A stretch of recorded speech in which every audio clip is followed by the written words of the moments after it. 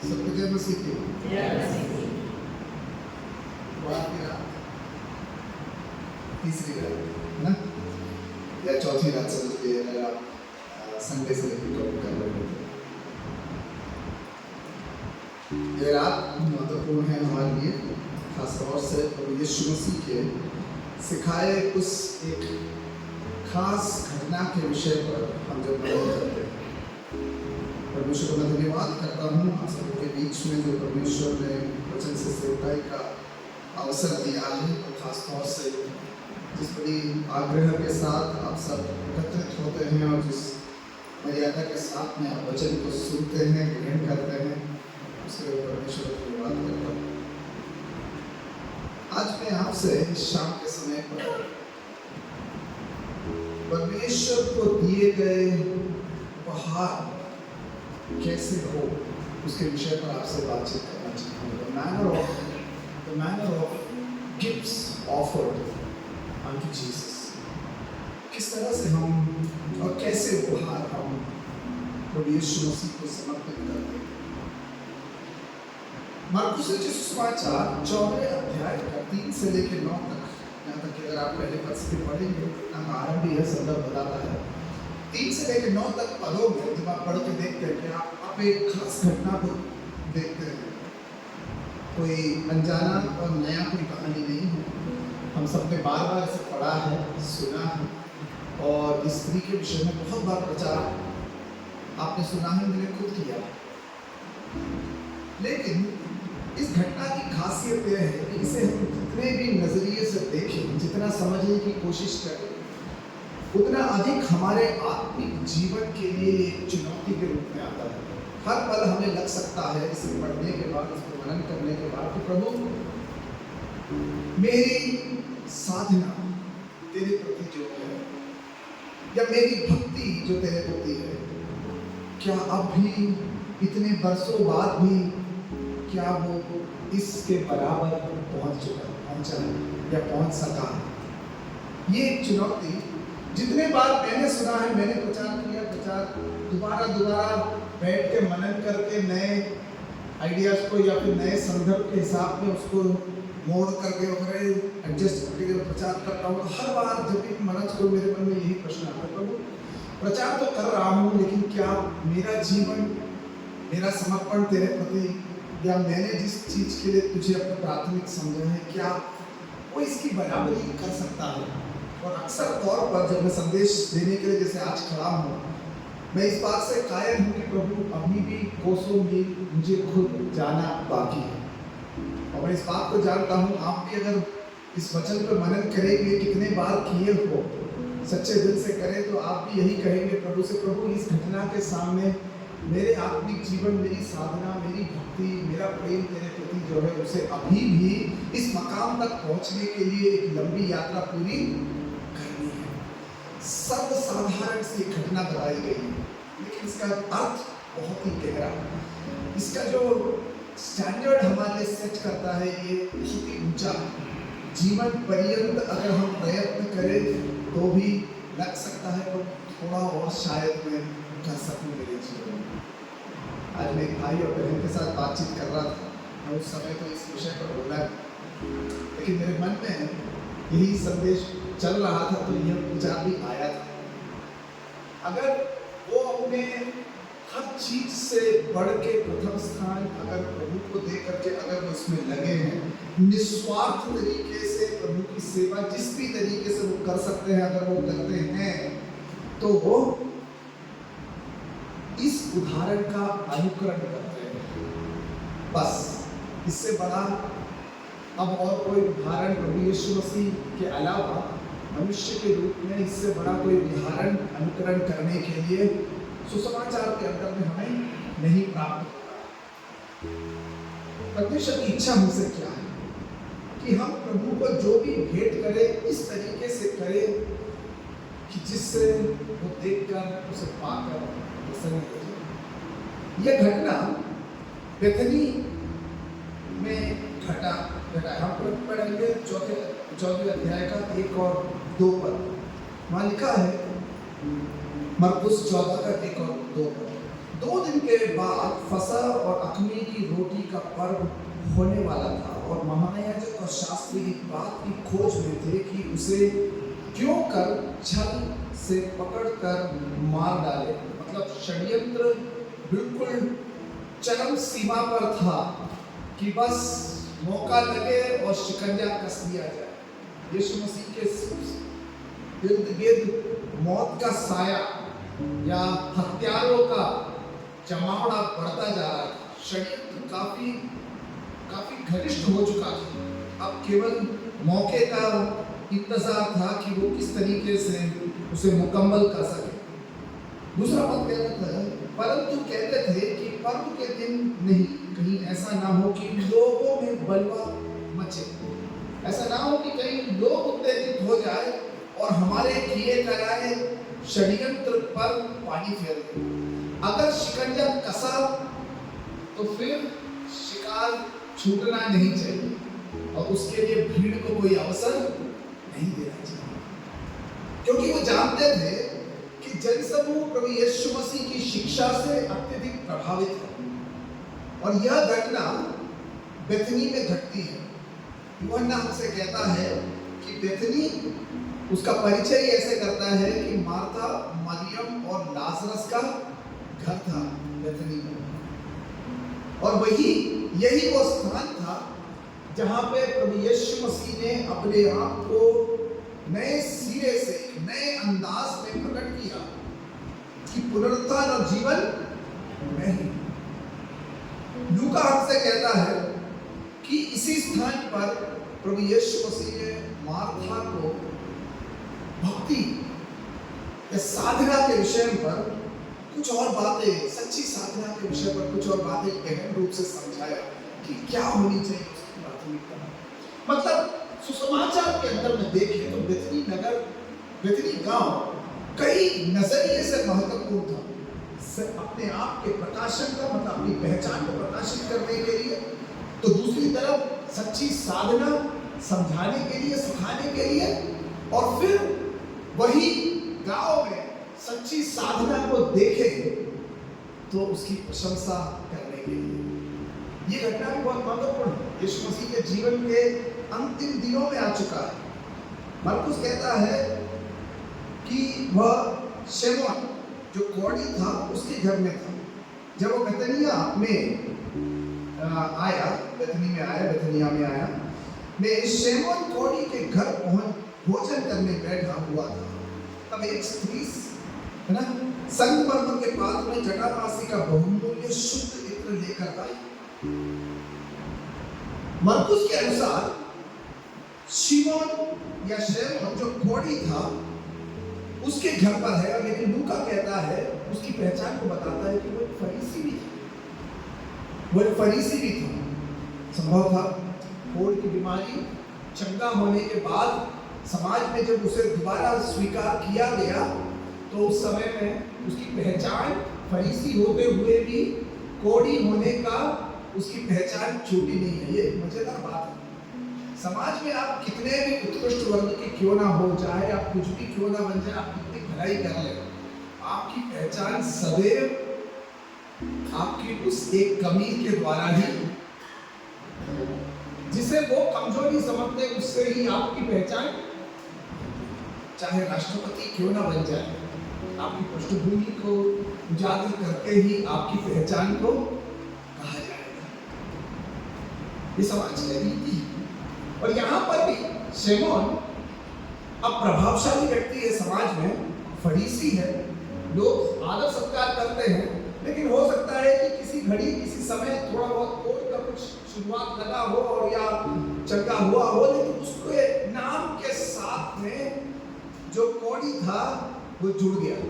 अब वो उसकी पहचान का अभिन्न अंग बन गया। शमौन कहीं थे, शमौन साधारण नाम था, अब इसकी पहचान उसकी कोढ़ की बीमारी से होता है। यह स्त्री उसके घर में प्रवेश करती है।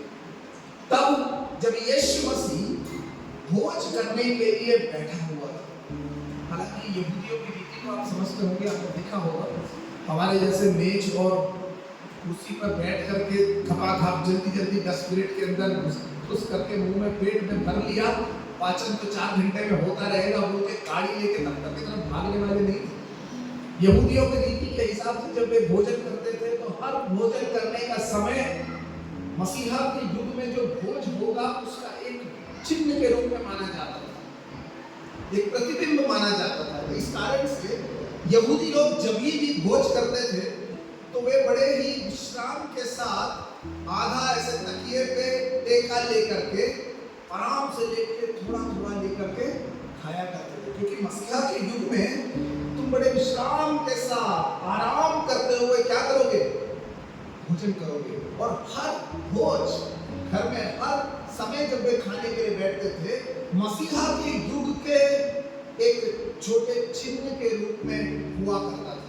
इस कारण से ही मुखिया परिवार का केंद्र स्थान में बैठता था और उनके दोनों तरफ जो है जैसे परिवार में स्थान है उस प्रकार से खटते रूप में लोग बैठा करते थे।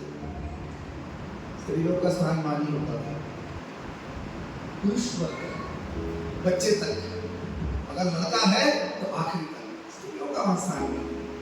क्यों देगा यहूदी समाज, पुरुष प्रधान समाज क्यों देगा स्त्रियों को स्थान? लेकिन मजे की बात यह है, यीशु मसीह वहां पर भोज के लिए आया है शिमोन कोढ़ी के घर पर, जो फरीसी है लूका के अनुसार। उसके घर में आते वक्त में भी एक स्त्री की मजाल है कि वो पुरुष प्रधान समाज में जहां पर पुरुष बैठ के भोजन करते हैं वहां वो प्रवेश कर सकते। अब जब वो वहां पर आती है, उसके पास एक पात्र है, वो कुछ लेना चाहती है, भेंट करना चाहती है। अब मैं यहाँ पर लूका रचित सुसमाचार के अंदर में इसका जो वर्णन है 7वें अध्याय में, और मरकुस रचित सुसमाचार 14वें अध्याय, दोनों को साथ लेके चलेंगे। ठीक है, आप चाहे तो लूका रचित सुसमाचार 7वें अध्याय का 37 से लेके जो पद है वहां पे शायद आप उंगली लगा के रख सकते हैं ताकि बदल बदल के पढ़ सकें, लेकिन मैं आपसे बताता जाऊंगा। यह स्त्री जो वहां पर यीशु मसीह को भेंट चढ़ाने के लिए आई थी या जो भी देने के लिए आई थी, वो जो उपहार लेकर आई है उसकी एक खासियत है। सर्वप्रथम उसका भेंट प्रेमपूर्ण भेंट था। It was a love gift. उसका भेंट कैसा भेंट था, जो दान गिफ्ट देने के लिए आई या जो भी कुछ उसके भेंट देने करने के लिए आई, वो क्या था, उसका प्रेमपूर्ण भेंट। It was a love gift to Jesus.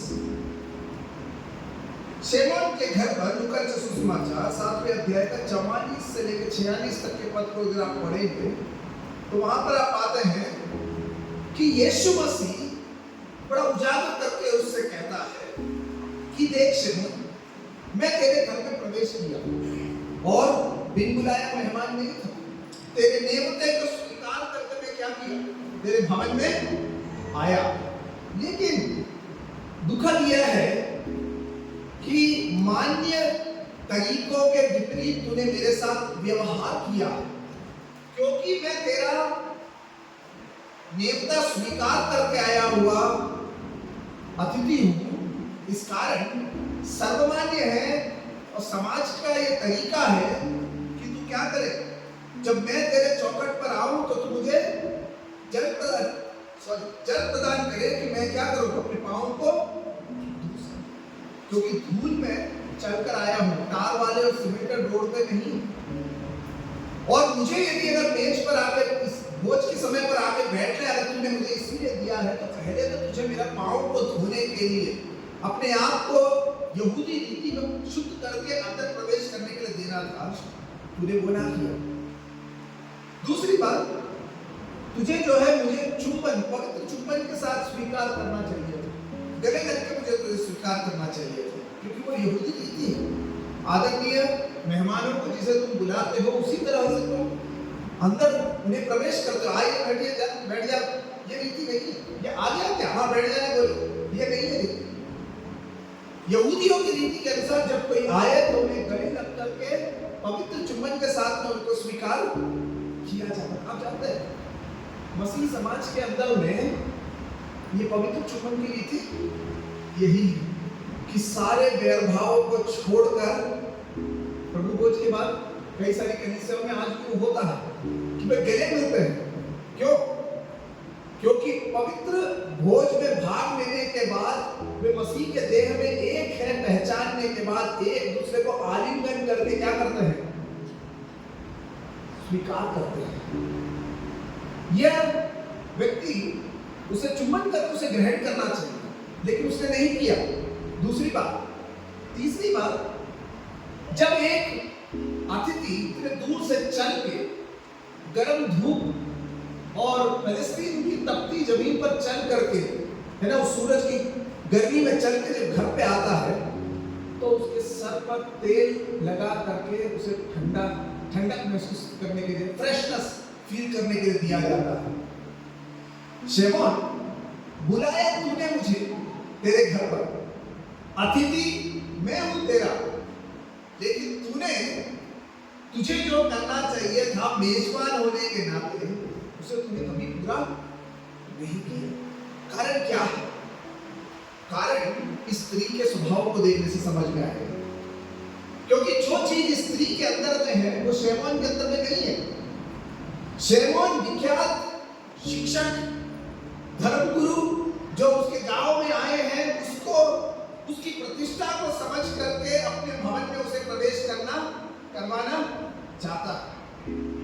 अब देखे होंगे कई घरों में जाओ, कई स्थानों में, तो कोई भी एमएलए या पंचायत के कोई अधिकारी या किसी के साथ में अगर फोटो एक बार भी लेने का मिल गया, या मुख्यमंत्री के आसपास भी खड़े होकर ऐसे सर दिखा करके फोटो लेने का मौका मिल गया, तो जल्दी हम क्या करते हैं? उसको फ्रेम करके बिल्कुल सामने सामने लगा देते हैं। क्यों लगाते हैं? सिंपल, प्रतिष्ठित व्यक्ति के साथ में एक फोटो खींचने का अवसर मिल गया तो उसको क्या कर दिया? फ्रेम कर दिया, मेमोरी में चला जाता। अब वो व्यक्ति अगले बार देखे, पहचाने ना पहचाने, जाने ना जाने, लेकिन फोटो घर के सामने बिल्कुल। एक बार इधर ही गया तो वो तो कार पार्किंग के वहां पे जहां एंटर करते वहीं पे लगा के रखा हुआ एक फोटो ऐसा हो। मतलब घर में रहने वाले मालिक का भी पहचान किससे आता है? कहीं तो सड़क पर कहीं से मिले थे भीड़ में और एक फोटोग्राफर ने ले लिया, तैयार रखा था और उसको फ्रेम हो गया, पहचान वहां से। शमौन का भी रीति शायद ऐसा ही रहा होगा। उन दिनों में फोटोग्राफी का प्रचलन तो था नहीं, तो शमौन सोचा होगा कुछ भी हो जाए, भोज कर देते हैं तो क्या होगा? लोग जानेंगे कि मेरे घर भी यीशु मसीह आया था। अब उसकी शिक्षा को माने ना माने ये कहां मायने रखता है? शमौन कोड़ी के लिए मायने रखता है कि प्रतिष्ठित व्यक्ति मेरे भवन में आया, इस कारण से मेरी प्रतिष्ठा कितनी ऊंची है समाज में कि वो मेरा न्योता स्वीकार करके आया है। लेकिन शमौन की कमी उजागर करके अगर समझना है या उसकी घटी को समझना है तो हमारा ध्यान उस स्त्री के तरफ लगना है। आ जाइए मत्ती रचित सुसमाचार 14वें अध्याय के 3 और 4 पद पे, थोड़ा 3 से लेकर 5 तक के पदों पर हम ध्यान दें। वहां पर मरकुस समय बेकार नहीं करता है ना, शमौन कोड़ी के बारे में उसका ध्यान पूरा उस स्त्री पे लगा हुआ। वो कहता है, जब बेतनिया में शमौन कोड़ी के घर भोजन करने बैठा, ये कुछ बिना किए, हाथ धोने, पांव धोने के लिए पानी नहीं दिया, सर पर तेल लगा के फ्रेशनेस फील करने के लिए नहीं दिया, ताजगी फील करने नहीं दिया, कहीं पवित्र चुम्बन दे करके उसको बड़े आदर और सम्मान के साथ ग्रहण किया। भीड़ में एक आया है, बैठ जाओ भाई, खाना तुम्हारे लिए भी है। वैसे माहौल में यीशु मसीह का ध्यान एक स्त्री पर है। पुरुष प्रधान समाज में मेजबानी जहां चल रही है वहां पे स्त्री खड़ी है। तब एक स्त्री संगमरमर का पात्र में जटामासी का बहुमूल्य शुद्ध इत्र लेकर आई और पात्र तोड़कर इत्र से उसके सिर पर उंडेला। यह स्त्री वहां पर आती है और बहुमूल्य इत्र कहा गया है। नो, इसके बाद के संदर्भ को पढ़ के देखें तो हमें पता चलता है कि लगभग 300 दिनारी का ये बिक सकता था। सुसमाचारों में बता 300 दिनारी का ये बिक सकता था। और कल मैंने आपको बताया, बताओ बेटा, एक दिनारी कितने दिन की दिहाड़ी होती है?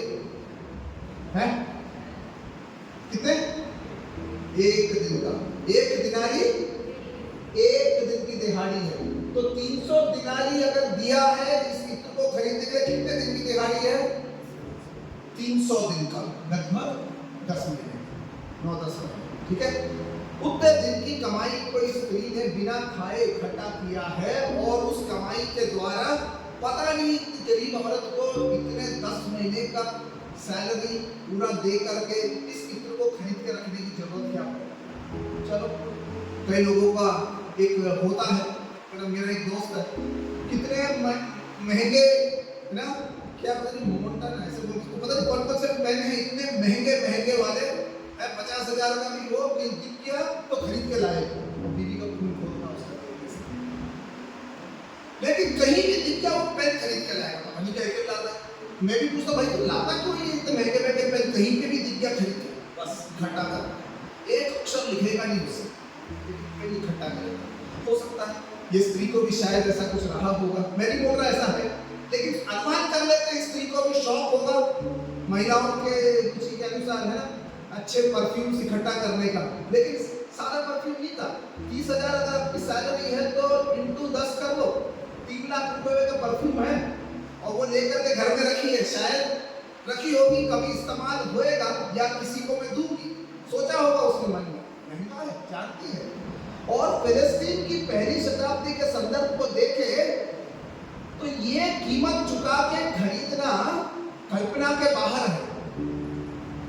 नए नियम का जब हम इतिहास पहली शताब्दी में पढ़ते हैं, फिलिस्तीन के घर झुग्गी झोपड़ियों के घर जैसे हुआ करते थे। उसी संदर्भ में है जो तुम अंदर बोलोगे छत से पुकार के बोला जाएगा कहा है, क्योंकि दीवारों के बीच में ऐसे सटे सटे हुए घर हुआ करते थे, जो इस कमरे में बोले तो उस कमरे में सुनाई देगा।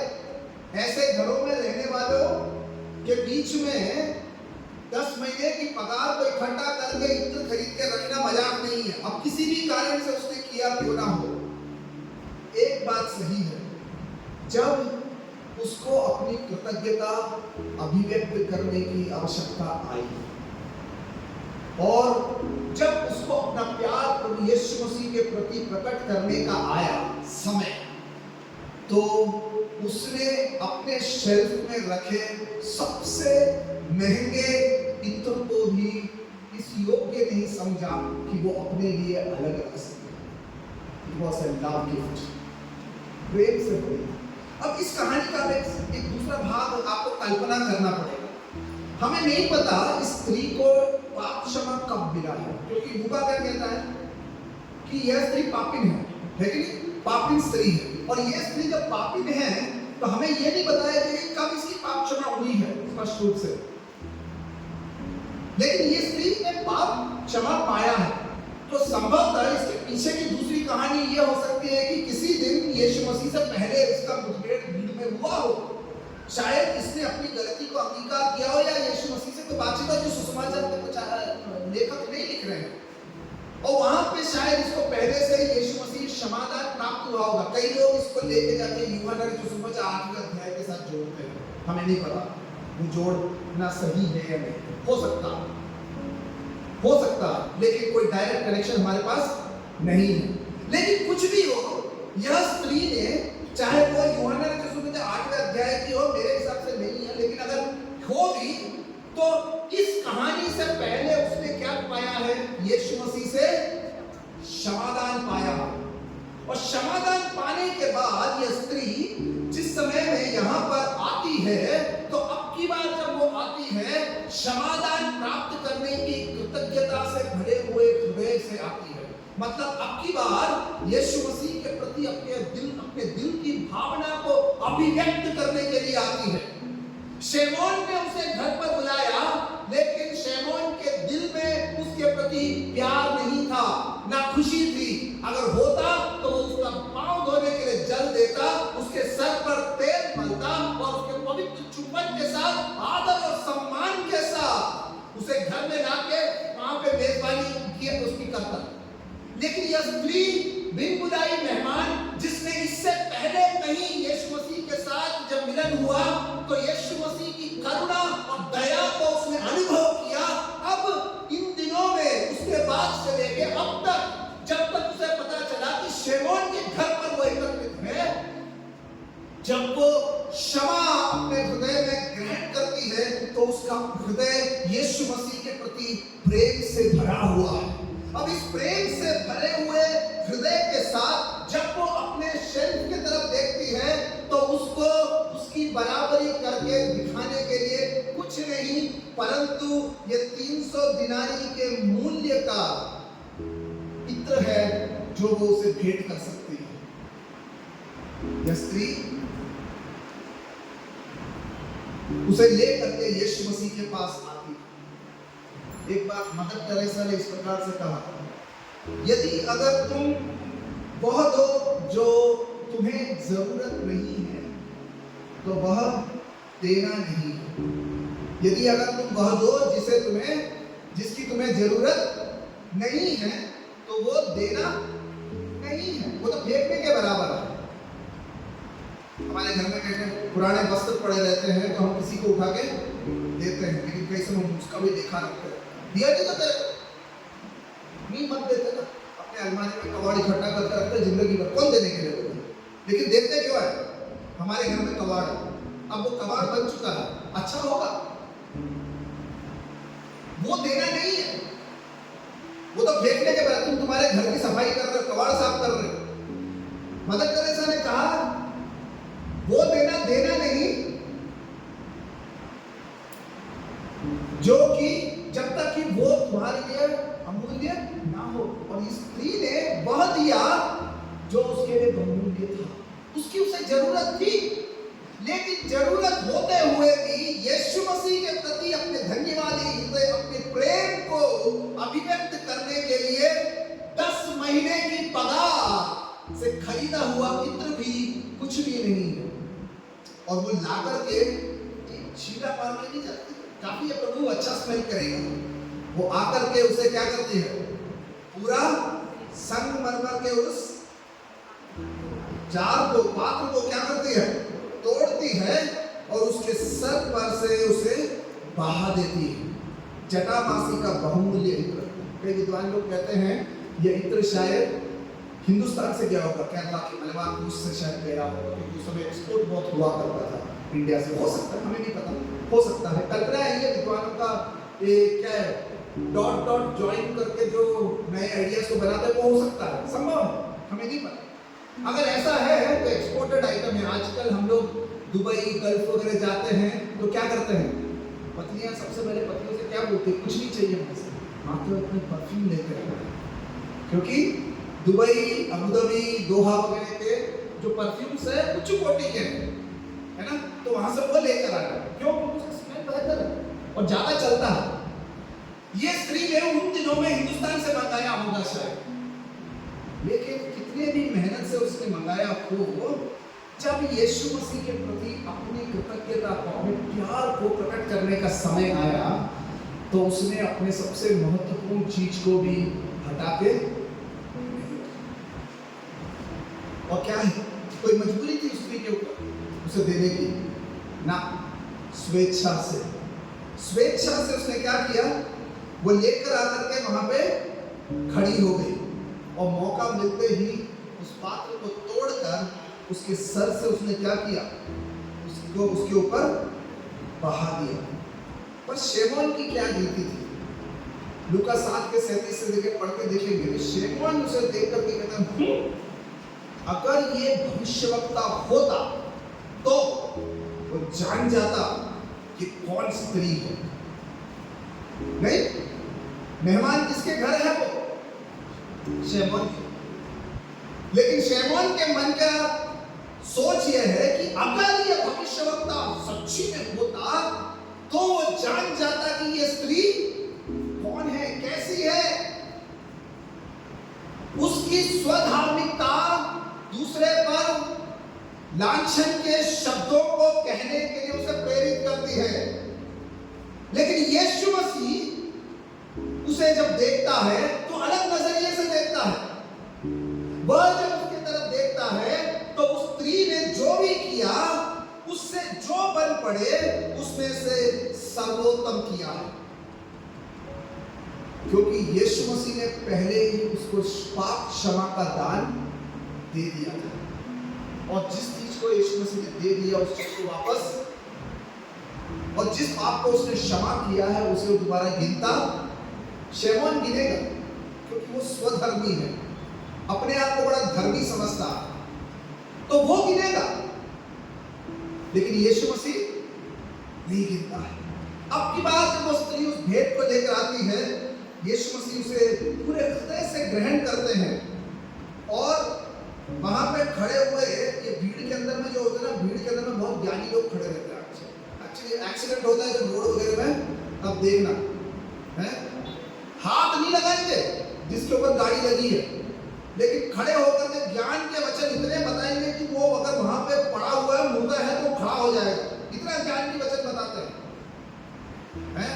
उसको सीपीआर कैसे देना बताएंगे, मजा है, लेकिन वो हाथ नहीं लगाएंगे, क्योंकि डर है कि हाथ लगाया और कुछ हो गया है तो पुलिस वाले के पास जाना पड़ेगा, फिर बोलना पड़ेगा क्या हो, इसलिए नहीं, हाथ नहीं लगाएंगे।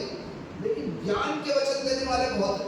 यीशु मसीह के इर्द गिर्द ऐसे ही बहुत सारे कलाकार घूमते थे, जो पास में खड़े हुए महाज्ञानी लोग थे, उनमें से कुछ ने कहा चौथे पद में, परंतु कोई कोई अपने मन में ऋषिया कर कहने लगा, इस इत्र को क्यों सत्यानाश किया गया, इस इत्र को क्यों सत्यानाश किया गया, क्योंकि यह इत्र तो 300 दिनार से अधिक मूल्य में बेचकर कंगालों को बांटा जा सकता है, और वे उसको झिड़कने लगे।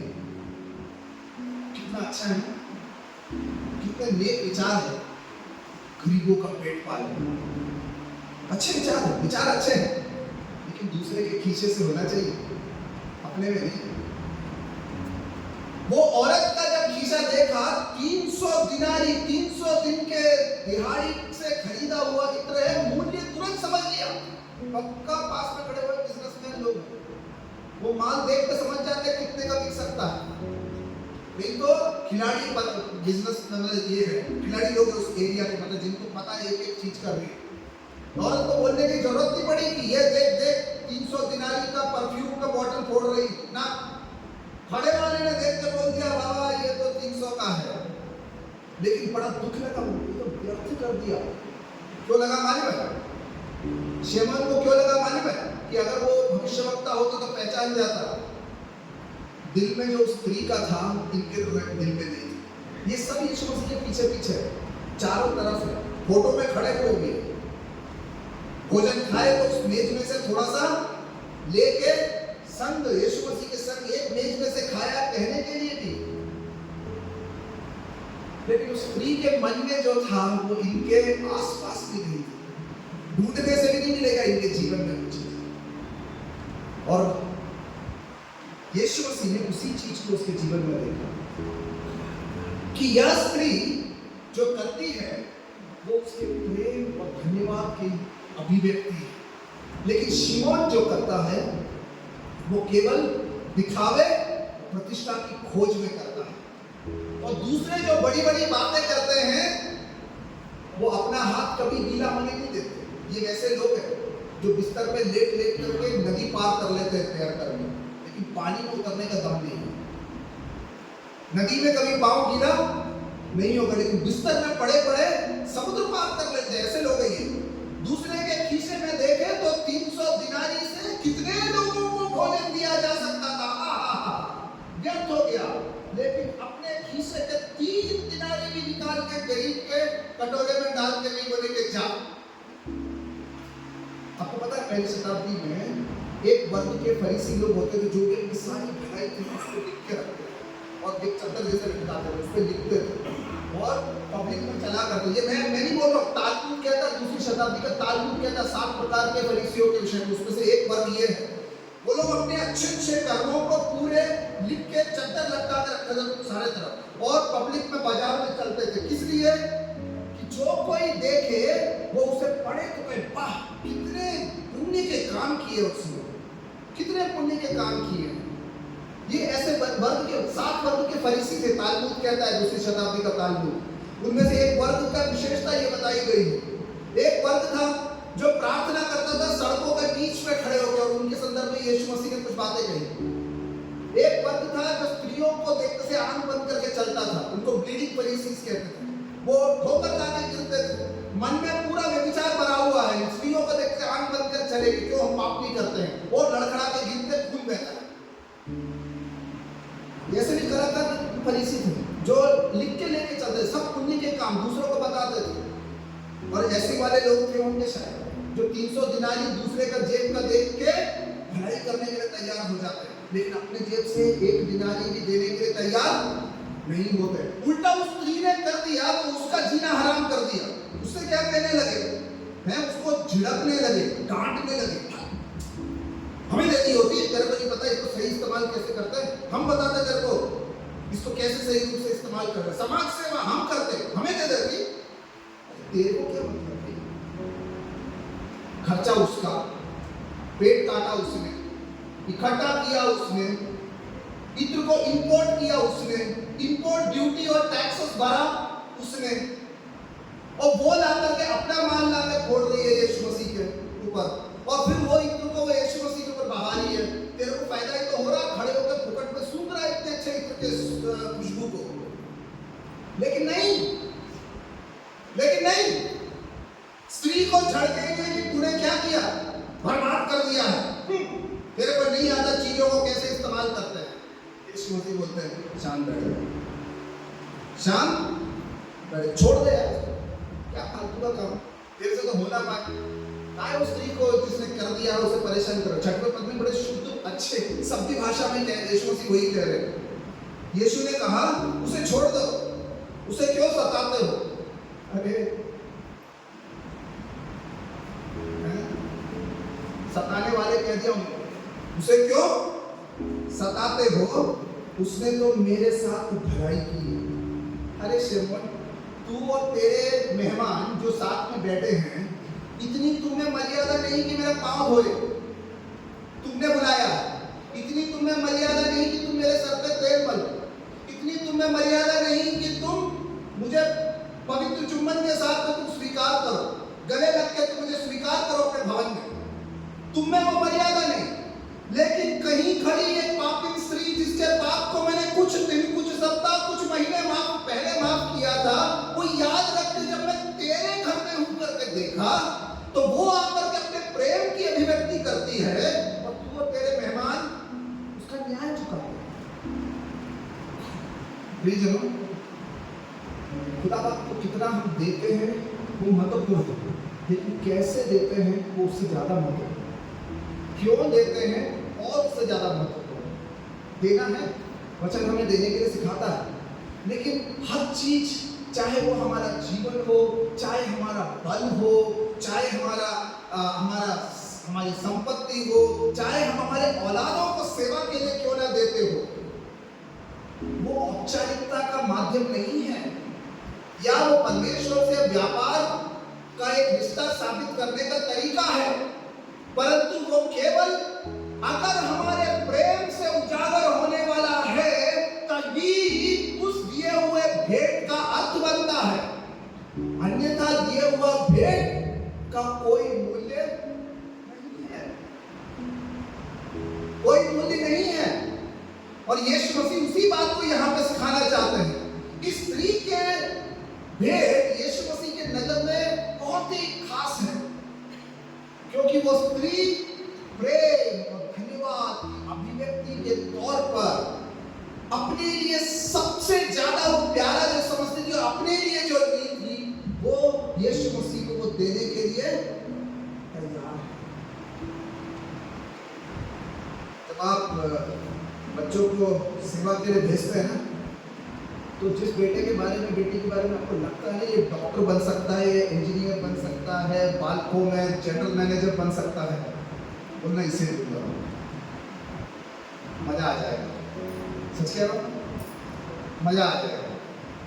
या उसको कहना तेरी कमाई में से सबसे पहला स्थान हर बात में मैं नहीं परंतु तेरे प्रभु की सेवा के लिए होना चाहिए, उसको वो सिखाना, तब प्रभु कहेगा तेरी परवरिश में दम है, मैं प्रसन्न हूं, तेरे पेट में मैं प्रसन्न हूं।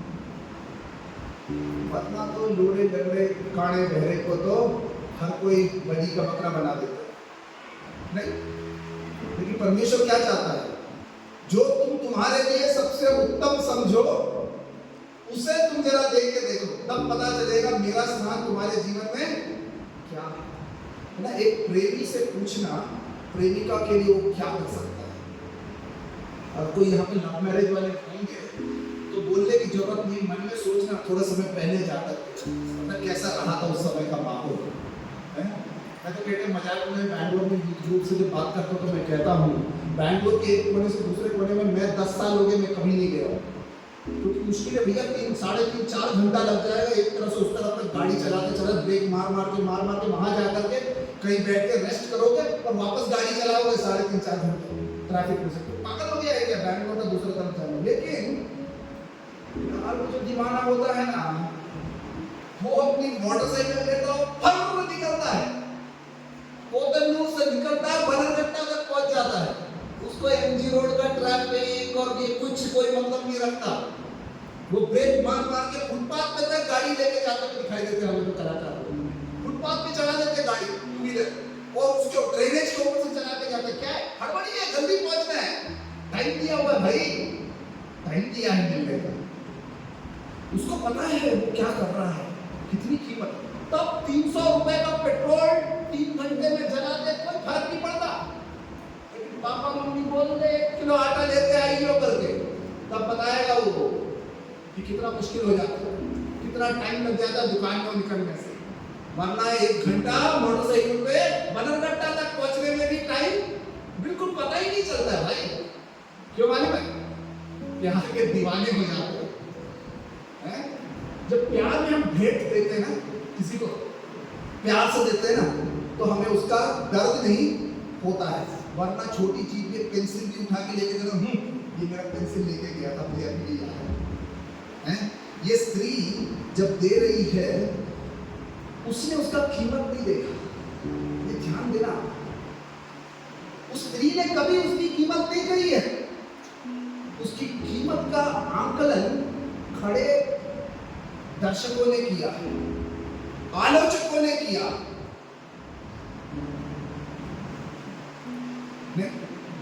सही बोल रहा हूँ ना? बिल्कुल आराम से बात कर रहा हूँ मैं आज, कल जैसे भी नहीं है, कल तो फिर भी थोड़ा जोर से प्रचारक के जैसे। आज तो एकदम सरल भाषा में एकदम बातचीत कर रहे जैसा कर रहा हूँ, क्योंकि आज का विषय ही ऐसा है। प्यार के बारे में बोलते वक्त मैं टेबल ठोक करके बोलने का नहीं, दिल से बोलो, अपने आप काम दे जाता है। प्यार का जो भेंट वो स्त्री लेकर आई थी उसकी अभिव्यक्ति देखना यीशु मसीह के लिए काम था। यीशु मसीह सबको समझता था। शैमोन ने भोज में क्यों बुलाया वो भी वो जानता है, और ये स्त्री जो आके खड़े होकर आंसू बहा रही है और मौका मिलते से ही ये उठा के उसके सर पे उड़ेल दिया, तो वो भी वो समझता है क्यों किया, वो महत्वपूर्ण। हम क्यों प्रभु यीशु मसीह के लिए कई सारी चीजों को करते हैं। संत अगस्तिन ने एक बार इस प्रकार से कहा, जहां तुम्हारा आनंद है वहां पर तुम्हारा धन होगा, जहां तुम्हारा धन होगा वहां तुम्हारा हृदय होगा, और जहां तुम्हारा हृदय होगा वहीं तुम्हारी खुशी होगी। यह स्त्री का हृदय अब यीशु मसीह के उस क्षमादान से भरा हुआ था, इसीलिए उसकी खुशी उस 300 दिनारी के मूल्य पर नहीं, परंतु उस पेट को चढ़ाने पर। अगले बार से जब हम कुछ भी देंगे, खाएंगे, करेंगे ना, है औपचारिकता मत समझो। अक्सर तौर पे कलीसियाओं में एक समस्या होती है। कलीसियाओं में समस्या क्या होती है मालूम है? जहाँ पे 100 लोग लगे रहते हैं ना और सबको करना है कहते हैं, वहाँ करता कोई नहीं, वहाँ करता कोई नहीं, और हर एक को लगता है मैं ही हूँ, बाकी 99 का है, मैं ही हूँ, बाकी 99। भाई तू भी तो 100 में गिना हुआ है, हाथ लगा ले, हाथ लगा ले, हाथ बांट ले। अगर तुझे प्रेम है यीशु से तो तुझे बाकी 99 को देखने की आवश्यकता नहीं, तू अपना हाथ बढ़ा, 99 अपने आप आएंगे, और ना आए तो समझता उनको प्यार नहीं है और उनको परमेश्वर का प्रेम उनके अंदर नहीं है, तो फिर वो मसीह भी नहीं है। इन दिनों मैंने कहीं तो प्रचार किया है यहूदा की पत्री में से, उसका 20 और 21 पद में लिखा है, एक ही आज्ञा दी गई है, परमेश्वर के प्रेम में क्या करो, बने रहो। 21वें पद में कहता है परमेश्वर के प्रेम में बने रहो। और कैसे बने रहना वो सिखाता है, क्योंकि मसीही जीवन का सारांश कुछ कुछ कर दिखाने में नहीं है, परंतु उसकी मोहब्बत में बने रहना है। सच्ची दाखलता में बने रहोगे तो फल लाओगे। वो प्यार का रिश्ता है। अगर उस प्यार के रिश्ते में बने रहे, मसीही जीवन सफल है। अरे वरना अध्यक्ष को होकर के अध्यक्ष का सर्टिफिकेट लेके ऊपर जाके कोई नहीं देखने वाला। यीशु मसीह सर्टिफिकेट देखेगा ही नहीं, प्रोफेसर का सर्टिफिकेट देखेगा नहीं, पीएचडी का देखेगा नहीं, अध्यक्ष का देखेगा नहीं, सचिव का देखेगा नहीं, ट्रेजरर का देखेगा नहीं। प्रभु देखेगा क्या प्यार का चिन्ह, क्या तेरे जीवन से मोहब्बत की बू आती है। अगर आती है तो उसे सूंघ करके कहेगा, आ बेटे गले लग जा, आ मेरे करीब। अन्यथा वो कहेगा, दूर रहे, तुझसे तो लालच की दुर्गंध आती है, क्योंकि तूने मेरा अनुकरण स्वार्थपूर्ण तरीके से। शिमोन का स्वार्थ था, और इर्द गिर्द भोज में खड़े हुए लोगों का स्वार्थ था, क्योंकि यीशु मसीह की प्रतिष्ठा उसकी पहचान के साथ में अपनी कड़ी को वो जोड़ना चाहते थे। इसीलिए अपनी जिम्मेदारी को भी भूल गए। लेकिन प्यार से भरी हुई एक स्त्री सारी औपचारिकताओं को भूल करके, कि पुरुष प्रधान समाज में जहां पे मेज है वहां पर वो दूरी बनाए रखे, वहां पर भी लोगों की नजरिया उसके तरफ क्या है उसे भी भूल करके अपने प्रेम को प्रभु यीशु मसीह के प्रति दिखाने के लिए वो तैयार थे। कितने साल हम मेनोनाइट चर्च कोरबा के सदस्य हैं, इससे कोई मतलब नहीं। मैंने मेरा जीवन 17 साल की उम्र में, नहीं 12 साल की उम्र में प्रभु के लिए दिया, 17 साल की उम्र में घर छोड़ दिया, 51 साल का हो गया। पिछले 34 सालों से सेवा में लगा हूँ, अलग अलग स्थानों में अलग अलग जिम्मेदारियों में। कोई मायने नहीं रखता, कोई एहसान नहीं करता प्रभु के ऊपर। लेकिन प्रभु इन 34 सालों में उन 34 सेकंड्स को, उन 34 मिनटों को चुन के लेगा जहां पर मेरे प्रवृत्ति उसके प्रेम से सना हुआ था। बस उसे वो चाहिए।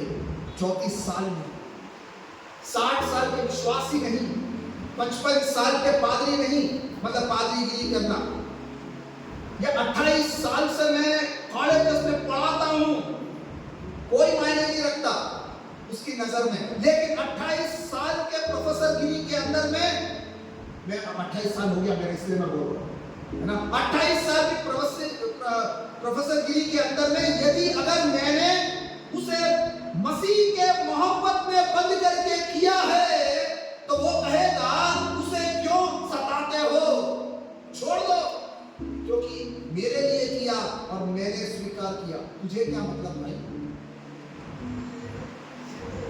तू तो केवल सीन देखना खड़े हो, तू तो देखने के लिए आया है, तू तो सीन देखने के लिए सीन देखता रहे। तुझे क्या जरूरत है छेड़खानी करने की? मेरे प्रति किया है उसने, और मैंने उसे। इसी भेंट का एक दूसरा पहलू, वो यीशु मसीह को प्रसन्न करना चाहते थे। यीशु मसीह को प्रसन्न करना चाहते थे। अब आप ध्यान से देखें इसके अंदर में 6 और 7 पद, 14 का 6 और 7 इस प्रकार से लिखा गया है, यीशु ने कहा उसे छोड़ दो, उसे क्यों सताते हो, उसने तो मेरे लिए भलाई की। क्या बताता है यीशु मसीह का प्रत्युत्तर?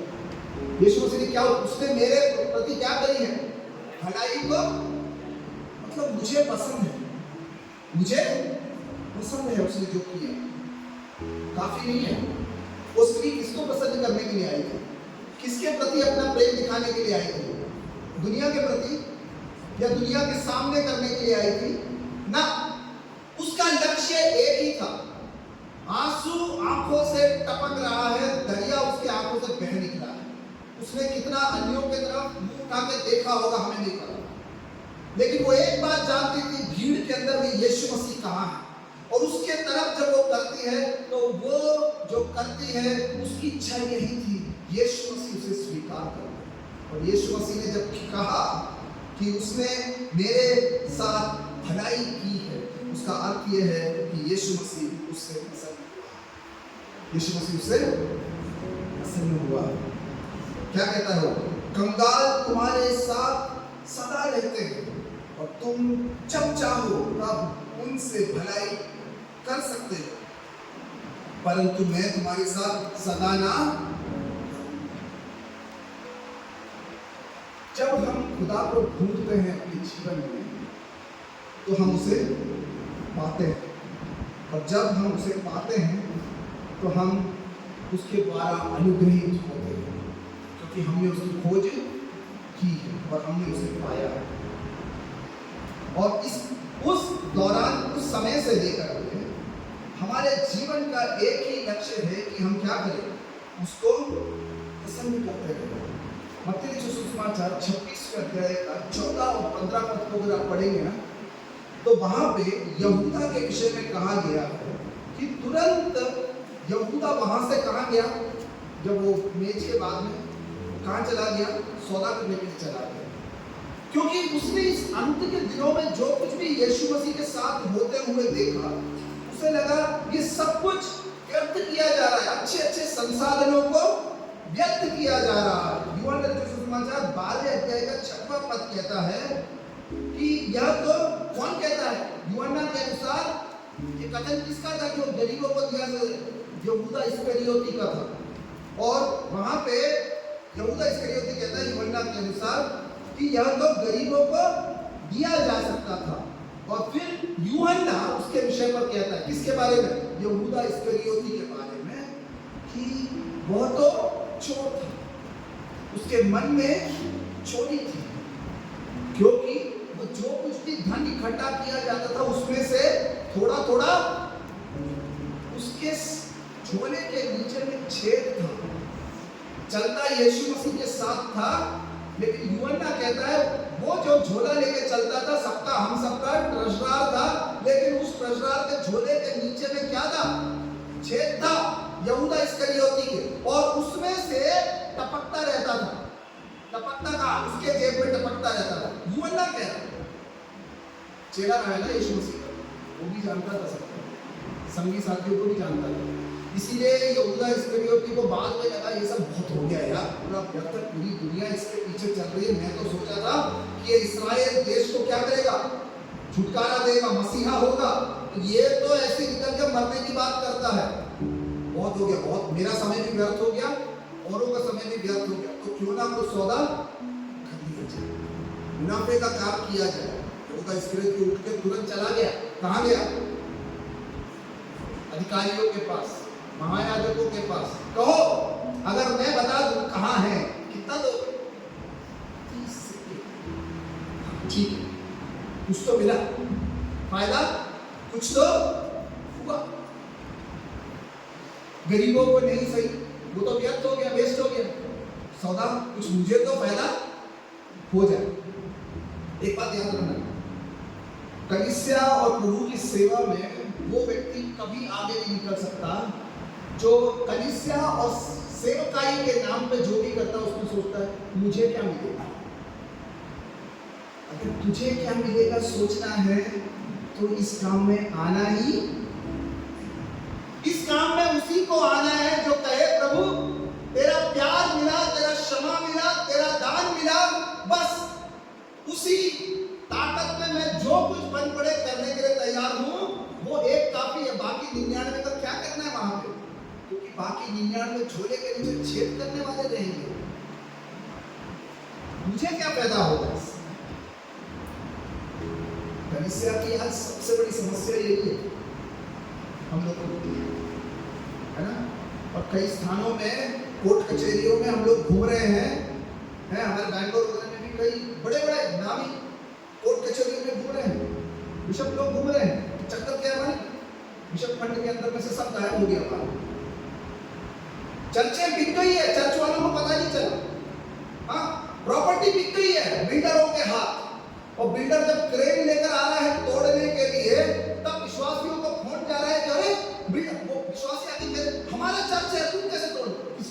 ये कागज सौदा हो चुका है, मैंने तो कब की खरीद लिया था, मैं तो तैयारी कर रहा था आगे तोड़ने के, फिर कोर्ट कचहरी जा रहे हैं, क्यों मालूम है? यीशु मसीह को नेवता देके और यीशु मसीह के साथ चलने वाले कई यहूदा इस्करियोती होती है, और यीशु मसीह को चाहिए वो एक स्त्री जो उसके पीछे चलने के लिए ये पूछ के लिए मुझे क्या मिलेगा, वो पूछ के लिए, परंतु मैं प्रभु तूने जो किया उसके लिए मैं तेरे लिए क्या कर सकता हूँ, क्या कर सकते हैं, वही बस। और वो ये नहीं कह रहा तुमसे जो नहीं बन पड़ता वो करो। यीशु मसीह ने स्त्री की क्यों सराहना करी? इसीलिए करी कि वो जो कर रही थी वो उससे नहीं हो पाता था, कुछ पड़ोस वालों से उधार लेकर के करी ना। यीशु मसीह ने उसकी सराहना की कि जो वो कर सकती थी उसने किया। विधवा लोग भी यीशु मसीह के बड़े प्रिय लोग हैं। हम लोग कई टाइम विधवाओं को सताते हैं अपने शब्दों से, अपनी प्रवृत्ति से, लेकिन यीशु मसीह के विधवा लोग प्रिय है। वो स्त्री के बारे में याद है जो मंदिर में जाती है केवल 2 सिक्के डाल के चले जाती है, किसी ने ध्यान नहीं दिया, लेकिन यीशु मसीह ने उसकी सराहना की। क्यों करी? बेचारी के बस में वही था और उसने वो कर दिया। तो समाज के तिरस्कृतों के प्रति यीशु मसीह का जो भाव रहा है सुसमाचार के अंदर, अगर हम उसे समझ लेंगे ना, तो हम अच्छी तरह से अपने संसाधनों को सही मायने में प्रभु यीशु मसीह की इच्छा के अनुसार इस्तेमाल करना सीख जाएंगे।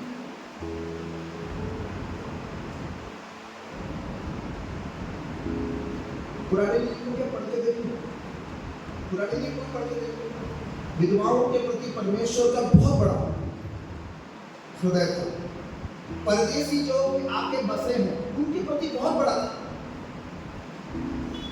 जो अनाथ बच्चे हैं, अनाथों के प्रति पुराने नियम से देख लो, परमेश्वर को बहुत बड़ा हृदय था।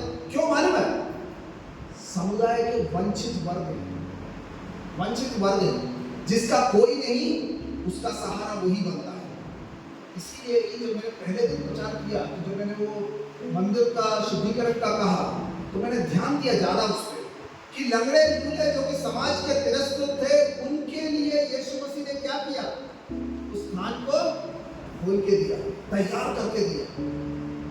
जो तुमसे छीना जाए वो तुमको लौटाने के लिए, अगर तुम असक्षम हो तो तुम्हें लौटाने के लिए प्रभु यीशु मसीह की सेवा है। और यदि अगर प्रभु यीशु मसीह को प्रसन्न करना है तो उसके हृदय को समझ करके उसके हिसाब से अपनी प्रवृत्तियों को सुधारना। मैं मेरी माँ के साथ बैठकर पहले थोड़ा झगड़ा कर रहा था, तब तो पापा था, तो कभी कुछ हो जाए, बड़ा हो गया था ना, अब मुझे भी लगता था मुझे क्यों गई है, मेरे बच्चे हैं, मेरे बाप बन गया। तो मम्मी जब कुछ बोलती थी तो मैं बोलता नहीं ऐसा नहीं है, ऐसा नहीं, आप गलत बोल रहे हैं, मैं बता रहा हूँ, मुझे पता है, मैं भी क्या हूँ, बाप हूँ। लेकिन पिताजी के गुजरने के बाद पिछले 10 साल में मैं एक बात अपने आप को सिखा रहा हूँ जानबूझकर, कि आज उसके लिए उसका पति नहीं, आज केवल मैं हूं। आज मेरा मनोभाव, मेरी प्रवृत्ति उनके प्रति जैसी रहेगी, वो मेरा प्रभु जरूर मुझसे देखेगा। आप समझ रहे? आप समझ रहे? उसे प्रसन्न करना चाहते हैं अपने कार्यों के द्वारा, दुनिया के सामने करके नहीं, घर से आरंभ करके, दुनिया के सामने दिखा के नहीं, कलीसिया में आरंभ करके।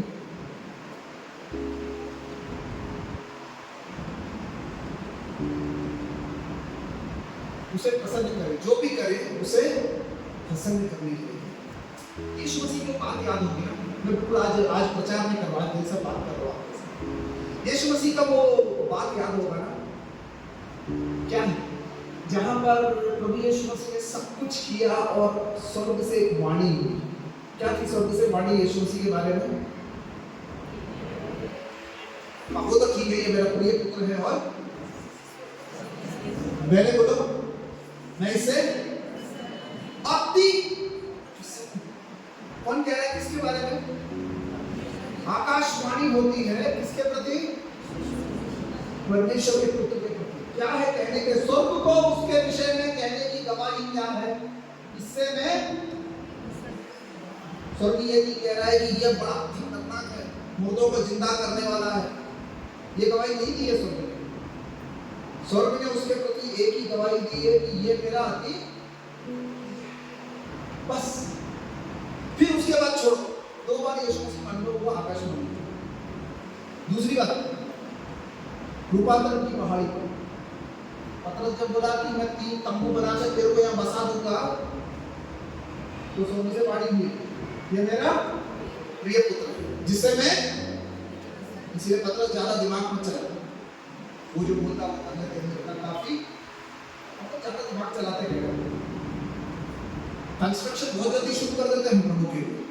प्रभु बोलता है शांत रह, पहले तो तू क्या कर, पहले तो तू सुन कि वो कौन है और मुझे उसके बारे में क्या कहना। मैं उससे अति, मैं साफ कहना चाह रहा हूं, मैं अपने आप से भी इस बात को कहता हूं और आपसे भी कहता हूं कि स्वर्ग में जब पहुंचोगे तो हम सब जन बड़े बड़े मुकुट पाने के लिए है। कितने बड़े बड़े होंगे, कैसे सोने चांदी के होंगे, यहाँ नहीं मिला तो कि वहां तो मिलेगा वाले खुशी में जीते हम मसीह को।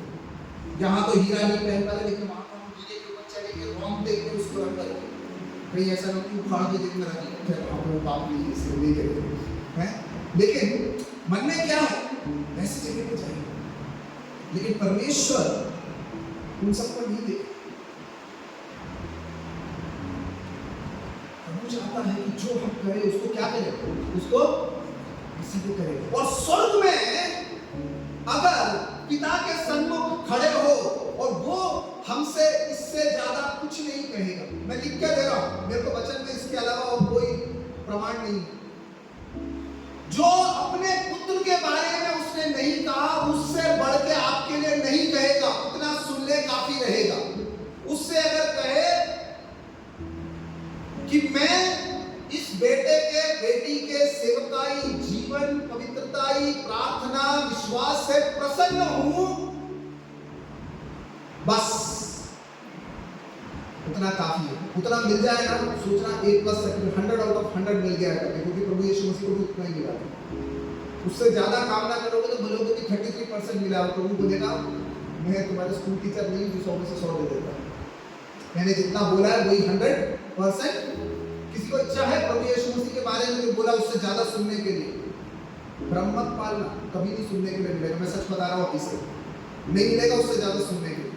उतना सुन ले काफी है कि मैं इससे अति प्रसन्न हूं। और स्त्री के प्रति वही यीशु मसीह ने कहा है, उसने मेरे प्रति भलाई की है, मैं उससे खुश हूं, मैं प्रसन्न हूं। अरे तुम क्यों उसको झिड़कते हो यार, छोड़ दो उसे। उसने बर्बादी नहीं करी है, करी भी है तो मैं उस बर्बादी से प्रसन्न हूं।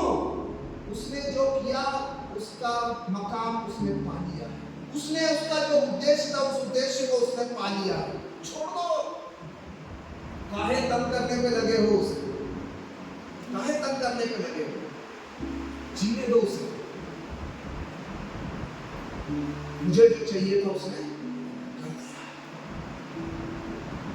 एक प्रेमी जो होता है ना, एक बुद्धिमान प्रेमी, मूर्ख नहीं, बुद्धिमान जो प्रेमी होता है वो प्रेम में मिलने वाले दान से ज्यादा दाता की तरफ अपना ध्यान देता है।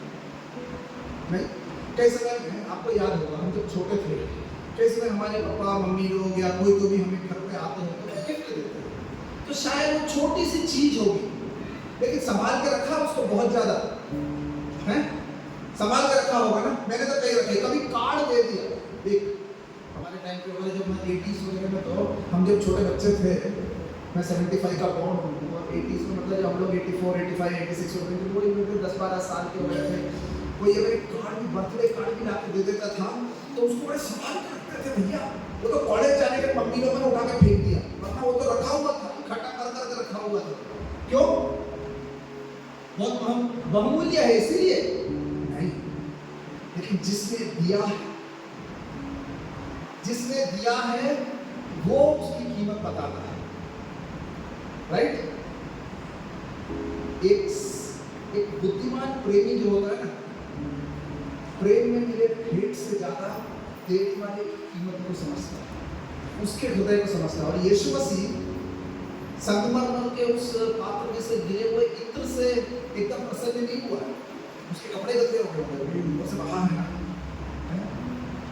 और उन दिनों में लोग ऐसे मल्टीपल अपने जैसे सुबह एक शर्ट, शाम को एक शर्ट, तो दोपहर को एक शर्ट बदल करके पहनने वाले नहीं थे। वस्त्र बहुत महंगा बिकता था फिलिस्तीन में, और गरीब लोग थे, और उसके ऊपर इत्र बहा है तो उस पर निशान भी हुआ होगा। लेकिन यीशु मसीह को अंतिम दिन में वो नहीं है मायने। यीशु मसीह को मायने क्या रखता है? किसने दिया है, किसने दिया, क्या दिया है। नहीं, चाहे 2 सिक्का हो, चाहे 300 दिनारी का इत्र हो, किसने दिया और किस मनोभाव से दिया, वो मायने रखता है। मेरे पास कुछ चीजें आज भी रखी है, छोटी छोटी चीजें, कई जगह पे कभी स्टूडेंट्स छोटा सा एक वो कोट पे यहाँ लगाने वाला वगैरह ला के देते हैं। ज़्यादा यूज नहीं होता है, क्योंकि मैं ज़्यादा कोट पहनने वाला मैं नहीं, मजबूरी में पहनता हूँ कभी कोट होते, वरना मैं कहीं कोट लेके नहीं चलता। लेकिन फिर भी उन्हें दिया है तो मैं संभाल के रखता हूँ, फेंका नहीं आज तक। क्यों मालूम? क्योंकि मेरे स्टूडेंट ने दिया। ज़्यादा कीमत नहीं होगा उसका, लेकिन मेरे स्टूडेंट ने दिया। ऐसे मेरे नॉर्थ ईस्ट के जो स्टूडेंट्स हैं, वो लोग टाई वगैरह ला के देते हैं, उनके ट्राइब का टाई वगैरह ला के देते हैं। आपने देखा होगा नॉर्थ ईस्टर्न ट्राइब का टाई वगैरह अलग अलग रंग का उनका डिजाइन रहता है। मैं ज़्यादा पहनता नहीं, कभी कभी पहनता हूँ, लेकिन ज़्यादा पहनता नहीं, क्योंकि कोट ही नहीं पहनता तो टाई कहाँ से पहनूंगा। लेकिन रखा हुआ संभाल के मैं अपने दम तक रखूंगा, फेंकूंगा नहीं। क्यों मालूम? मेरे विद्यार्थी ने लाके मुझे मेरे शेल्फ के अंदर रखा, और दूंगा मैं किसी ऐसे महत्वपूर्ण व्यक्ति को कभी ये बोल के दूंगा कि मेरे विद्यार्थी ने दिया है, मैं आपको देता हूँ, लेकिन दूंगा नहीं मैं वैसे। आज के रखा है मेरे पास, क्योंकि मेरे को वो टाई कितने कीमत की है उससे ज्यादा वो मेरे विद्यार्थी ने दिया, वो महत्व रखता है। प्रिय जनों, जो करो उसमें प्रभु को प्रसन्न करने का। शिमोन के मन में वो था ही, शिमोन जो कोढ़ी था, यीशु मसीह को भोज देना चाहता था, उसको अपने छप्पर के नीचे लाना चाहता था, लेकिन उसके हृदय में प्रेम नहीं था। यीशु मसीह ये जान के भी उसके घर पे भोज के लिए, आप सोच सकते हैं, यीशु मसीह ये जानता था फिर भी उसके घर पे गया भोज के लिए। लेकिन यीशु मसीह वहां रह करके उसे अतिथि सत्कार को स्वीकार नहीं किया। अतिथि सत्कार अगर करना था, सत्कार अगर करना था, तो उस स्त्री को वहां पे आना था, उसके कुछ औपचारिकताओं को पूरा करने के लिए। अपने जीवन में जब आप प्रभु के लिए कुछ करो, एक ही मनसा से करो कि प्रभु अंततः तू उससे प्रसन्न रहे। बस कलीसिया वाले प्रसन्न हो, संस्था वाले प्रसन्न हो, नाम उससे मायने नहीं रखता। मैं कहता मेरे पीएचडी स्टूडेंट्स को मेंटर करता हूँ, पीएचडी का डिसर्टेशन करता हूँ, मैं कठिन मेंटरों में से गिना जाता हूँ, क्योंकि बड़ा स्ट्रिक्ट हूँ, छोड़ता नहीं, तब तक लिखवाता हूँ, करेक्ट करवाता हूँ, तब तक करवाता हूँ, 10-10 बार 12-12 बार पूरे चैप्टर 40,000 वर्ड्स का पूरे चैप्टर पूरा रिवाइज करवाता हूँ, तब तक जब तक मेरे को तसल्ली नहीं होती। शुरू में बच्चे बड़े नाराज हो जाते हैं, उनको लगता है कि मेरा मेंटर बहुत टफ है, इसके साथ पीएचडी खत्म नहीं होगी। लेकिन जब खत्म होता है, मेरा अनुभव बता रहा हूँ, आकर के गले लग करके आंसू बहाए हुए विद्यार्थी है, तो कहते हैं सर बीच में तो मन में बहुत कोसा आपको मैंने कि मेरा काम बढ़ने नहीं देते हैं, लेकिन आज जब मैं पलट के पढ़ता हूँ तो मुझे उसमें बड़ा घमंड लगता है, क्योंकि मेरा बेहतरीन उसमें दिखने के लिए क्यों किया मैंने। तो मैं उनसे एक ही चीज़ कहता हूँ, मैंने आपको इसीलिए धकेला क्योंकि मैं सेवकाई कर रहा था, इसलिए मैंने आपको धकेला कि आपकी तरफ से मैक्सिमम निकाल सकूँ, ये मेरी सेवकाई है।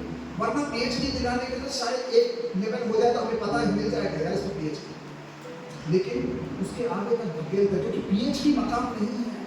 बेहतरीन काम को उत्पन्न करना और फिर पीएचडी पाना महत्वपूर्ण है, उपाधि पाना महत्वपूर्ण है, क्योंकि वो सेवा पेशा नहीं है, वो सेवा पेशा। मैं देख रहा था कल भी मैंने देखा, पास्टर साहब सुबह से लेकर भाग रहे हैं, कलीसिया का यहाँ पे जिम्मेदारी दे रखा है, लेकिन दूसरी जगह है, जा रहे हैं, आ रहे हैं, पत्नी जा रही है, बच्चे आ रहे हैं, बेटा है वहाँ पे। मैं देख रहा था, तब मैं भी बैठे सोच रहा था, हम भी ऐसे वहाँ पे देख रहे हैं, आप लोग भी यहाँ बैठे, बुजुर्ग सेवक लोग यहाँ बैठे हुए हैं, आपने भी ऐसे किया, क्यों किया हमने और क्यों कर रहे हैं? या यहाँ पे कलीसिया के जिम्मेदार लोग हैं, भागा दौड़ी में देखता हूँ ना, यहाँ पे बीच में ऊपर बैठता हूँ वहाँ पे, तो देखता हूँ मैं यहाँ पे दिन में कई बार आ रहे हैं जा रहे हैं करके। क्यों? केवल प्यार है इस सेवा से, केवल उसे प्रसन्न करने के लिए। अंतिम बात कह के संक्षिप्त में कह के समाप्त करते हैं। महत्वपूर्ण बात है, अपने दान में जब भी आप प्रभु के लिए कुछ करें, यीशु मसीह को प्राथमिक करें, औरों पे करें। यीशु मसीह ने कहा ना, जब तुम एक दाहिने हाथ से दो बाएं हाथ को पता ना चले। क्यों मालिक? क्योंकि परमेश्वर के लिए जो आप करते हैं उसमें परमेश्वर ही आपका लक्ष्य है, वही प्राथमिक है आपके। Let Jesus be your priority in everything that you do.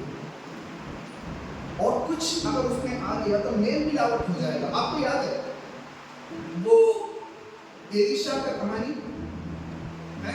वो विधवा के घर जाता है, आकाल का समय था, और क्योंकि उस स्त्री ने उसके पास जो कुछ था सब लाके एलिया को दे दिया, प्रभु का दास कह के, अभिषेकता कह के, और क्योंकि उसने उसकी सेवकाई करी, वचन कहता है पहला राजा 17वें अध्याय में कि उस अकाल के खत्म होने तक उसके रसोई में भरपूरी से भोजन रहा उसको खाने के लिए और उसके संतान को खाने के लिए। तो मालूम है उसने अपनी कंगाली के समय में भी, और जब अकाल पड़ा वहां पर भी प्रभु के दास को क्या किया? प्रथम स्थान दिया। मतलब प्रभु का दास जो मैं कह रहा हूं, प्रभु के काम को क्या किया? उसने प्रथम स्थान दिया है। और जब उसने प्रभु को प्रथम स्थान दिया है तो प्रभु किसी का कर्जदार नहीं है, वो किसी का कर्जा लेकर रखता नहीं, जिससे लिया है उसको छप्पर फाड़ के वापस भी देता है। पौलुस भी इसी लक्ष्य के साथ जिया। दूसरा कुरिन्थियों 5 अध्याय के 9वें पद में वो कहता है कि मैंने इस बात को अपने जीवन का लक्ष्य बना लिया। I have made it my ambition to please him. सबसे प्रथम स्थान किससे रहे हम हमारे जीवन में? यीशु मसीह। कलीसिया में हम जब कुछ करते हैं, इन दिनों में हमें सीखना है कि हम जब, उदाहरण के बच्चों को मैंने देख लिया इसलिए बोला, क्वायर में जब गाते हैं तो पास्टर साहब से या अगुओं से डर के या भैया डांट देंगे इसलिए नहीं है, तो इसीलिए कि मुझे प्रभु के लिए जो काम छोटा सा गाने का मुझे मिला है वो मैं उत्तम करूं, क्योंकि मैं प्रभु के लिए करती हूँ, कलीसिया के लिए नहीं, औरों के लिए नहीं। हाँ होता है वहां पे क्योंकि मैं प्रभु के लिए कर रही हूँ। एक टीचर जब स्कूल में पढ़ाए तो कैसा पढ़ाए? जैसे कि वो परमेश्वर के लिए करते है ना। एफएसयू की पत्री में, एफएसयू की पत्री 5वां अध्याय 17 से लेकर तो पढ़ के देखना, नहीं तो कोलोसियों के अध्याय पत्री में मिल जाएगा। टीचर के बारे में नहीं कहा है, पति पत्नी के लिए प्रेम करे और पत्नी पति के अधीन रहे, दास स्वामी के सेवा करे और स्वामी उससे ऐसा व्यवहार करे। एक बात को याद करके कि जैसे तुम प्रभु के लिए like you do unto the Lord, उस तरीके से करो। मसीह की सेवा का अंतिम लक्ष्य एक है कि आपके कार्य के अंदर सर्वप्रथम परमेश्वर उपस्थित हो। जो करते हो वो परमेश्वर को सोच के मात्र उसी के लिए करो, बाकी सब बेहतर हो जाएगा। मैं मेरी बेटियों से कहता था, जब पढ़ाई करो तो ऐसा करो कि उस प्रभु के लिए आप कर रहे हो जिसने आपको बुद्धि दी है, और जब आप वो वैसा करोगे तो मार्क्स अपने आप आएंगे, पापा अपने आप खुश हो जाएंगे, रास्ते अपने आप खुलने लगेंगे। लेकिन पहले अपनी पढ़ाई को भी कैसे करना है? जैसे आप प्रभु के लिए करते हैं। अब जब मैंने इस बात को छेड़ ही दिया है तो कोलोसियों की पत्री को मेरे घर में जाके पढ़ना, एफएसयू की पत्री और कोलोसियों 4 अध्याय और या दूसरा का एफएसयू के 5 अध्याय 4 अध्याय का आप पढ़ के देखना, हाउस होल्ड एथिक्स के बारे में पढ़ा। पत्नी पति की सेवा कैसे करे? कैसे करे? 17वें पद से लेकर पढ़ना है। वैसे जैसे वो प्रभु के लिए करते हैं। बच्चे माँ बाप के अधीन कैसे रहे? जैसे वे प्रभु के लिए करते हैं। दास स्वामी की सेवा कैसे करे? जैसे वे प्रभु के लिए करते हैं। और स्वामी दास से कैसा व्यवहार करे? ये जान के कि उसके ऊपर भी एक स्वामी है और उस प्रकार से व्यवहार करे जैसे परमेश्वर के लिए वो व्यवहार करते हैं। माता पिता बच्चों को के साथ कैसा व्यवहार करे? जैसे प्रभु के साथ व्यवहार करते हैं। कैसे पति अपनी पत्नी के साथ व्यवहार करे? जैसे प्रभु के लिए व्यवहार करते हैं। पढ़ के ध्यान से पढ़ना, वो एक अलग ही, मैं जब फैमिली काउंसलिंग का सेशन लेता हूँ ना, वहाँ से अगर मैं खींचता हूँ और मैं पढ़ाता हूँ इंटरेस्ट लेने से, तो मैं अभी तो बोल दिया इसलिए बोल रहा हूँ, अचानक मेरे दिमाग में आया। प्राथमिक स्थान मसीही जीवन में हर चीज को करने के लिए क्या है? परमेश्वर को करने जैसा करने का। नौकरी कर रहे हैं, कंपनी में कर रहे हैं, मालिक के लिए मत करो या सरकार के लिए मत करो। ऐसा करो जैसे प्रभु के लिए करते हो, ईमानदारी के साथ करो। अपने आप सरकार अधिकारी सब प्रसन्न होंगे, और नहीं हुए तो पतरस जैसे कहता है, भलाई के कारण अगर तुम्हें सताव सहना पड़े तो उसमें अपने आप को धन्य गिनो, परंतु अपने कार्य को ऐसा करो जैसे तुम प्रभु के लिए। इस स्त्री ने जब किया ना, उसने यही सोच के की कि मैं प्रभु के लिए करूँ, औरों के लिए नहीं। लेकिन शैमोन ने जब किया, वो औरों के लिए या स्वयं के लिए कर रहा था। जब लोगों ने उस चित्र को देखा तो वो औरों के नजरिए से देख रहे थे, परमेश्वर के नजरिए से नहीं, प्रभु यीशु मसीह के नजरिए से नहीं। इस कारण से उनने उस लक्ष्य को खो दिया। एक बार की बात है, सिकंदर महान एक राज्य पर जय पाने के बाद में नगर के द्वार पर आता है, और उस नगर के द्वार पर ज्यादा पुराने ग्रीक रोमन वर्ल्ड में, यूनानी सभ्यता में, जब एक राजा एक नगर के ऊपर सेना को हरा देता है और जो नगर के वहां पे आता है फाटक पर, तो इस नगर पराजित वर्ग नगर की सारी जनता अपने नए राजा को स्वीकार करने के लिए वहां जाते हैं। उस गेट पे जाके खड़े होते, और जब ये राजा अपनी सेना के साथ जब अंदर प्रवेश करता है तो ये लोग अब नए राजा का जय जयकार करते हैं। पराजित अपना उनका पुराना वाला राजा पीछे बंधा रहता है रथ के पीछे सेना के साथ, और वो बदला बन करके लाया जाता है और नया राजा प्रवेश करता है। तो एक बार सिकंदर महान एक नगर पर जय पाने के बाद भी उस नगर में प्रवेश करता है, और जब वो उस नगर में प्रवेश करता है तो पूरे नगर के निवासी लोग आके खड़े होकर नए सम्राट की क्या करते हैं? जय की घोषणा करते हैं, उसको स्वागत करते हैं हमारे नए राजा के तौर पर। लेकिन जब इसका बड़ा सा जुलूस चली रहा था रथ पे, सिकंदर महान खड़े होकर सब लोगों का जो जय जयकार को स्वीकार करता हुआ जा रहा था, अचानक एक भिखारी उसके सामने रथ के सामने कूद पड़ा, और कूद पड़ के अपने हाथों को फैलाया, और ये कोड़ी भी था। ये अपने कोड़ के हाथ को फैला करके वो कहता है कि हे महाराज, तू राजाधिराज महाराज है, लेकिन यहाँ से जाने से पहले मुझ पर दया कर, मुझ पर दया कर। अब अचानक महाराज के रथ के सामने भिखारी, वो भी कोड़ी कूद करके भीख मांगता है, तो रथ में खड़ा हुआ सिकंदर महान देखता है और साथ ही तुरंत उसके तरफ देखता है सिकंदर महान, और उसके साथ में उसके कोर्ट का जो दूसरा एक अधिकारी खड़ा हुआ है वो देखता है कि सिकंदर महान तुरंत मुड़ करके अपने रथ में से एक झोला उठाता है और उस झोले को वो फेंक करके उसके तरफ में देता है, भिखारी की तरफ। जब वो भिखारी की तरफ फेंक करके देता है तो जो इसका अधिकारी सेनापति जो उसके साथ में खड़ा हुआ वो आश्चर्य करता है और वो कहता है, हे महाराज, ये तो भिखारी है, इसके लिए तो 2 कांसे के सिक्के भी काफी थे, लेकिन तूने तो पूरा सोने के सिक्कों का झोला लेकर उसके तरफ फेंक दिया। इस भिखारी को उतने की आवश्यकता नहीं थी। सिकंदर महान, इतिहास कहता है, सिकंदर महान उसके तरफ मुड़ करके उससे कहता है, मुझे पता है कि ये भिखारी है और उसके लिए 2 कांसे के सिक्के काफी है, लेकिन सिकंदर जब देता है तो तो भिखारी की झोली देख करके नहीं, परंतु सिकंदर कौन है समझ करके वो उसकी झोली में फेंक के देता है। याद रखना, जब परमेश्वर को आप प्रसन्न करने के लिए करोगे, जब आप अपने मित्र को लाके उसके कदमों पे चढ़ाओगे, वो आपका कर्जदार नहीं रहेगा।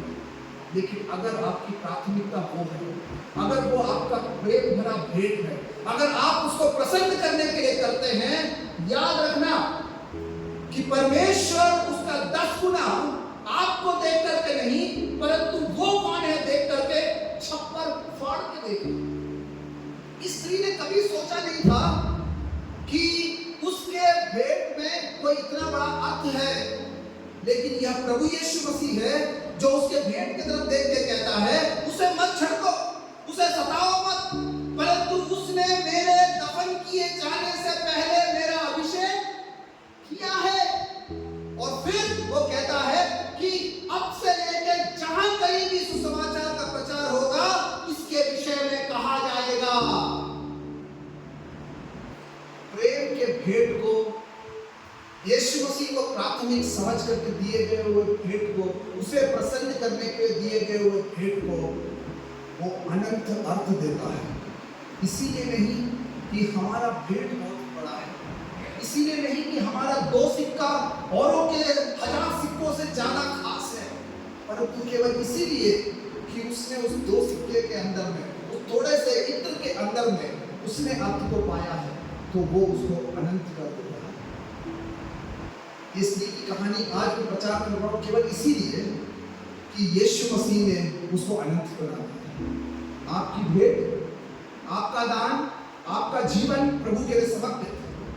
अनंत बनेगा आपकी खासियत से नहीं, परंतु अगर वो प्रसन्न है तो आपकी कल्पनाओं के परे पीढ़ी दर पीढ़ी आपके किए छोटे चीज को परमेश्वर अपने नाम की महिमा के लिए इस्तेमाल करेगा। याद रखिए, इस दुख भोग के सप्ताह में इस बात को हृदय में बांट लो, बांध लो, हृदय से बांध लो कि परमेश्वर अब से लेकर मैं जो करूं, प्रेम की भेंट तुझे प्राथमिक समझकर तू मुझसे व्यवहार करेगा। और होने दे ऐसे विश्वासी मैंने एक चर्च कोरबा से उठ सके कि जिनके जीवन की कथाओं को अनंत काल तक सेवा के लिए जो किया गया है, उसको कह करके आने वाली पीढ़ियां उससे प्रेरित होए, प्रभु की सेवा में आगे बढ़ने के तैयार हो जाए। प्रभु आपसे बहुत